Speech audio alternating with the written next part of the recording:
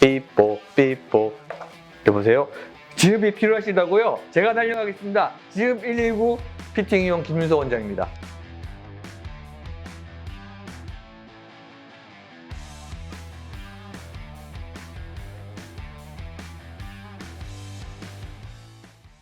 지방 흡입 후 흉터는 평생 없어지지 않는다. O 아니면 X.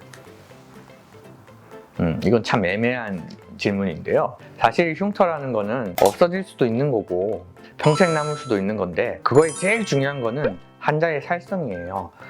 켈로이드 체질이 있을 수도 있고 아토피 체질이 있을 수도 있고 아니면 비후성 상처 반응이 굉장히 강한 사람들도 있습니다. 그 외에 나머지 제가 수술을 잘해드려야 되는 경우도 있고요. 환자분이 수술 후 관리를 잘 하셔야 되는 경우도 있고요. 그리고 수술 후 상처 케어의 이 도구들, 약품들 여러 가지들이 있을 수 있어요. 흉터를 줄일 수 있는 방법 중에 제가 컨트롤할 수 있는 방법은요, 이거는 이제 수술 중에 일어나는 일들이죠. 첫 번째는 위치예요. 흉터를 어디에 낼 것인가는 사실 이건 숙련도와도 굉장히 관계가 있습니다. 굉장히 눈에 안 보이는 곳에 누구나 다 넣고 싶죠. 근데 그렇게 하지 못하는 이유가 뭘까요?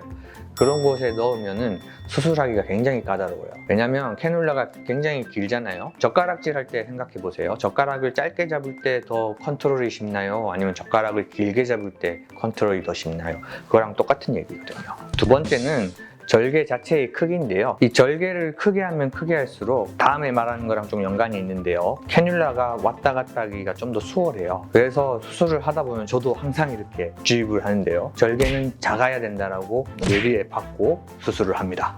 세 번째는 캐뉼라가 흉터 부위에 왔다 갔다 하게 되면은 계속 자극을 주면서 피부 자체에 상처를 줍니다.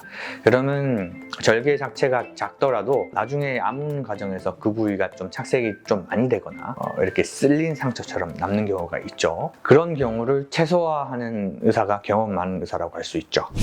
자, 그 다음에 환자분들이 컨트롤할 수 있는 방법에 설명드릴게요. 첫 번째는 흉터 연고인데요. 흉터 연고에는 두 가지가 있어요. 첫 번째는 재생 속도를 빠르게 해주는 그런 재생 연고가 있고요. 이미 섬유화돼서 상처 반응이 이렇게 일어난 부위를 연결을 끊어줘서 약하게 해주는 류의 연고가 있어요. 대표적인 거로 노스카 땡, 그게 제일 유명하죠. 이런 연고들은 반드시 한 달 이후부터 바르셔야 돼요. 그 전에 바르게 되면은 오히려 상처가 벌어진다든지 아니면 상처가 느리게 나와서 더 이 상처 반응이 이렇게 더 커질 수가 있습니다. 반면에 실밥을 뽑고 나서 바로 바를 수 있는 연고들은 재생 연고들입니다. 제가 오늘 말씀드릴 핵심은 이거예요. 재생 연고를 실밥을 뽑고 꼭 바르십시오. 재생 연고 안에는 성장을 촉진시키는 그런 인자들이 포함되어 있기 때문에 2주면 아물 흉터들을 적어도 2, 3일은 더 당길 수 있습니다.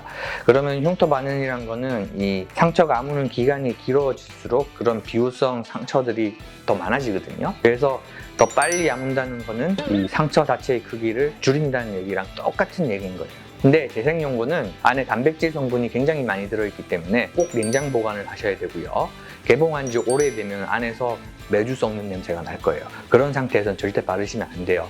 그리고 재고 관리가 너무 힘들기 때문에 변질이 빨리 돼요. 신선식품처럼. 그래서 구하기가 좀 까다롭긴 한데 대부분의 좀 병원들에서는 구비해 놓고 있으니까요. 재생연고 바르시라는 거 꼭 부탁드리겠습니다. 마지막으로 자가 소독 방법에 대해서 알려드릴게요. 이거는 지방 흡입과 같은 굉장히 적은 양의 상처에 국한된 얘기입니다. 이런 경우의 상처는 사실 본인이 빨간 약으로 소독을 해봤자 아무런 이득이 없어요. 그냥 집에서 소독을 안 하셨으면 좋겠어요. 대신 두 가지를 꼭 지켜주셔야 되는데요. 첫 번째는 샤워를 하기 위해서 대부분 방수 테이프 같은 걸 붙이실 거예요. 방수 테이프는 밖에서 들어오는 물도 막지만은 안에서 생긴 물도 바깥으로 나오지가 않아요. 습한 환경에서는요, 세균이 굉장히 번식을 잘하거든요. 이렇게 습한 상태에서 방수 테이프를 붙여버리면은 이거는 드레싱을 안 하니만 못해요. 그래서 제일 중요한 포인트, 샤워를 하고 나서 반드시 방수 테이프를 떼고 헤어 드라이기로 멀리서 이렇게 말린다.